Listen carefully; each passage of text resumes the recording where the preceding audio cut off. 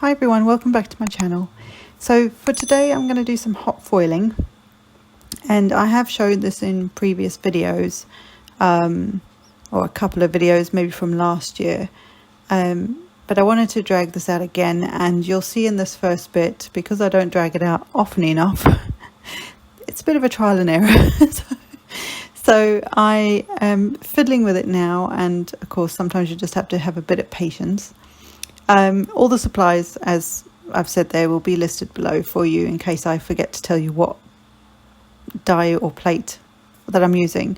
But basically with hot foiling you will have a plate rather than a die, so it's not going to cut anything. It's actually going to almost impress the foil into the cardstock, and it will give it this sort of foiled, somewhat like a letterpress kind of effect. But it's very cool, and I don't have a ton of these dies yet, but I'm slowly building them up. And so for these ones, these are actually from last year, from the 2020 collection, from Spellbinders, and I have the spiderweb, which I believe is this one, which has this outside sort of spiderweb that you can create either just one half of your cardstock, or you can create it all the way around by foiling it twice, and that way it will create this like frame almost of spiderweb. And then there's the trick or treat. So this is the first part of it that I wanted to use. So I'm trying to get some hot foiling in red, which is a Crafter's Companion. I have the multi-surface foils, and these hot foils are, I guess they've got more adhesive in them, so that's why I say this was a bit of a trial and error. I did the instructions according to the handbook for the Gemini foil press by doing the temperature on low and then doing 10 seconds, because this is a small die. So that didn't work. so I tried this, I put it through twice. I then was going to try and line it up again. And that just wasn't going to work. It's not as easy as if you've got an actual die to line things up again. So I decided to start again. I'm going to give it one more go maybe. This did not work. I think when you're trialing these things, one, it depends on your machine, because every machine's going to have its own amount of pressure, no matter what machine you've got. Whether it's a hand crank or I actually have the big Gemini to the left of me, which is what I roll this through, which is what you see me go off to the left for. But this didn't foil all the way through, so I really wasn't happy with this. So what I did was I went and got another piece of cardstock. It's just a piece of cardstock, don't stress, and it's a small piece of foil. So and I then looked at the instructions again and looked at the section that sort of talks about the multi-surface foils for Crafter's Companion in the handbook for the Gemini foil press, and I actually found that I put my temperature on medium, and then because it was still a small die or plate, I then I doubled the time for the instruction on the small plate. Now in the handbook for the multi-surface foils, it actually talks about doing it on the high temperature for 15 seconds. So I did medium temperature for 30 seconds. Oh no, for 15 seconds. Or do I do 30? I'm not sure. We'll see. But I eventually worked it out, and I found the sweet spot, and then it works fabulously. Yeah, see, that didn't work. So it is 30 seconds. But you have to wait for that temperature to roll up, to get to temperature again. So basically I landed up using medium temperature, 30 seconds for a small die, and it was spot on. Obviously in the handbook it said something different. Like I say, it's a trial and error thing. Sometimes you've got to waste a little bit of cardstock just to get it to see how your machine works, especially if you haven't done or dragged this thing out for a little while, which I hadn't, so probably since last year, which is terrible. So this, when you see this in a second, you'll see it's fabulous. That's what you want. There is a bit of overfoiling, but I'm going to show you how to fix that in a minute. And check it. It's perfect. There are some tweezers that you use to actually pick up the, in case you've seen them using them, just so, because it will get hot, so just be careful. So I have a Tombow sand eraser, and that's what I'm using to get rid of the excess foil or overfoiling, and that worked fine, worked really well. I have heard, and I haven't tried this, but I have heard that just a normal eraser will also work quite well with things like this. Now, I have the bats from the Spooky Halloween set. These are all from 2020 collection from Spellbinders. And I took the bats. I didn't use these last year, so I thought I'll try and overfoil this. This is a different kind of overfoiling, so that it overlaps. So it looks like, in my head I was thinking the moon and the bats would be behind the trick or treat sign. Should have done it the other way around, but like I say, I was experimenting. I hadn't used this for a while, so you live and you learn. But what I should have done is done the bats first, and then put the trick or treat over the top. So basically what I need in the background goes down first, and then the next layer goes on top. Whereas with like when you're masking for stamping, it's a little bit of a different process.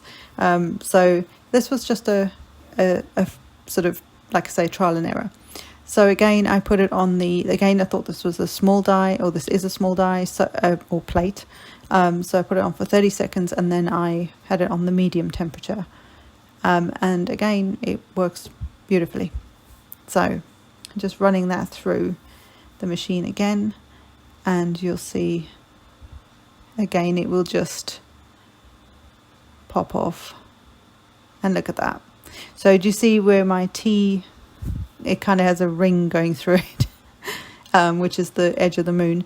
If I'd done it the other way around, that wouldn't have been the case. The T would have been, of the letter, would have been on top of the moon, and so it would have looked like it was in front of it, but that's fine. I was still happy. I wasn't going to waste it, now that I actually figured out my little sweet spot with this machine. And the other thing I wanted was some sentiments, so I'm using some sentiments also from the Spooky, like I say, all the actual details will be below if I can't remember the name off the top of my head. There's some sentiments in there, and they're very, very cool. So again, I used the gold, and ran this through. I think I used the rose gold and a berry colour from the Crafter's Companion. It was like a set of 8 different colours, and like I say, these are the multi-surface foils, but for hot foiling.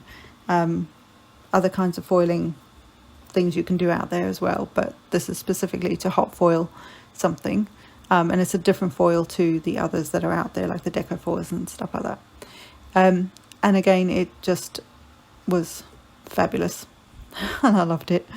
So this is, I'm just showing you, these are the 2 dies that I used there. I also dragged out the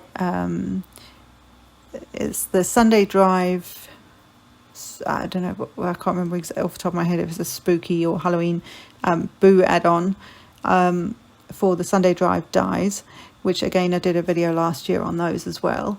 And I also dragged out my A2 waffle flower layering dies, and these I'm finding I'm using quite a lot. So I'd cut down the grey panel so that it I guess is sort of like a 5x3 inch roughly, or yeah. And then I used a piece of black textured cardstock to get the layer for the one that will go behind the grey, and then I have a red Gina K cardstock that just kind of, you can't really see it on camera, but in real life the red kind of matches the red tone that's in the foiling, so I was really chuffed with that as well. And then these little pieces that I'm putting on now, this is like the quote unquote foliage that goes with the like Sunday Drive Boo add-on, and it looks like bones on the ends of it. So it's very Halloweeny, of course. And so I just grabbed that, die cut it a couple times out of sort of, it's not quite white cardstock, it's kind of like just slightly off white, It was just a scrap I had, and it also comes with this little skull that sort of, I love this thing. It cuts this skull shape out, but it also then like or debosses a face into the cardstock. It's very cute. So I cut those out a couple of times and I put them sort of top and bottom of the card just to kind of bring a little bit extra into the card. I didn't want it to just be this plain foil thing. I wanted to add a bit more to it. And then I have to the right there, you can see the skeleton. I called him Jack in the previous video for a number of reasons. So but what I thought afterwards is that I could have actually, there is a little hat, like a bowler hat that he has, and I could have actually added that on as well if I wanted to, and I totally forgot about that. So that's fine. So I will stick him on here in a minute. I started off by putting the Creep It Real with some double-sided foam. Didn't like the height, it was too high. So I do actually have some slightly thinner foam, so I tried that as well. I still didn't like it, so eventually you'll see, I'll just take it off completely and start again, because I really just didn't like the height with what I was trying to do. So that just went. That little skeleton, he fits inside the Sunday Drive car, and there's obviously all these add-ons that you can do, so that you can add to it. So if you want, I do have my Halloween 2020 series of cards and projects is, if I remember, I'll link it below, but otherwise it's in my playlists, and in there I do a card with that Sunday Drive die set as well, to show you all the pieces that go with it, and there's a witch in there and all that. So I got the Creep It Real, that's so funny, on there, and then I added Jack on. So I'm just adding him sort of as if he's on top of the sign, and this is where I could have added the little bowler hat, and I totally forgot about it. And then I'm going to start layering these pieces on top of each other. The nice thing about having layering dies, especially like the waffle flower ones, they're really quite narrow and sort of close to each other, so they make for that sort of 1/4 inch ish border, and it's even and it's just fab. Whereas like some of the sort of stitched, I've got some lawn fawn ones, and although I love them and I have 2 sets of them and they will layer together, the layering, I think the gaps are sort of slightly bigger, unless I think there's about 3 different sets you can get to be able to get all those with the stitching detail on it, which is lovely too.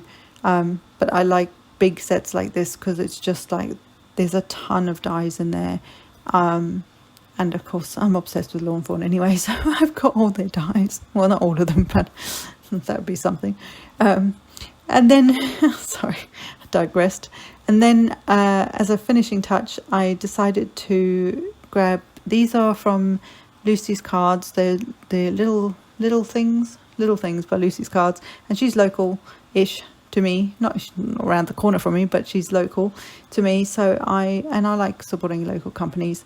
And this was actually one of the free sample that she put in one of the packages that when I ordered from her, and so it's got the right sort of colours to go with and sort of tie in, you know, with the orangey red and sort of goldy colour, so I thought they worked really well with this. So just cleaning that up a little bit, and then I thought I needed just something else. So you see how the indents on the face of the skulls works, obviously looks fabulous, I think, but I decided that the eyes needed something. I needed to also bring in more of that black sort of panel that I've got there that's in the background. I kind of needed to draw that colour in, otherwise there's no other black on the card, and that sort of then would stand out like a sore, or stick out like stick out like a sore thumb. So I added some Glaze pen, it's just a Sukura pen, in black to the eyes of the skull. But look at that, isn't that fab? When I worked out and got that sweet spot with my machine, I'm just so in love with this machine again, and with all the dies, and now I have to have them all, but I can't decide. So so far I've got mostly Spellbinders, and I love them, and they work really well in this, you know, in the Foilpress by Craftner's Companion. So I hope you've enjoyed this, and I will definitely see you in the next one, guys. Happy Halloween, we're nearly there. Happy fall. Bye, guys.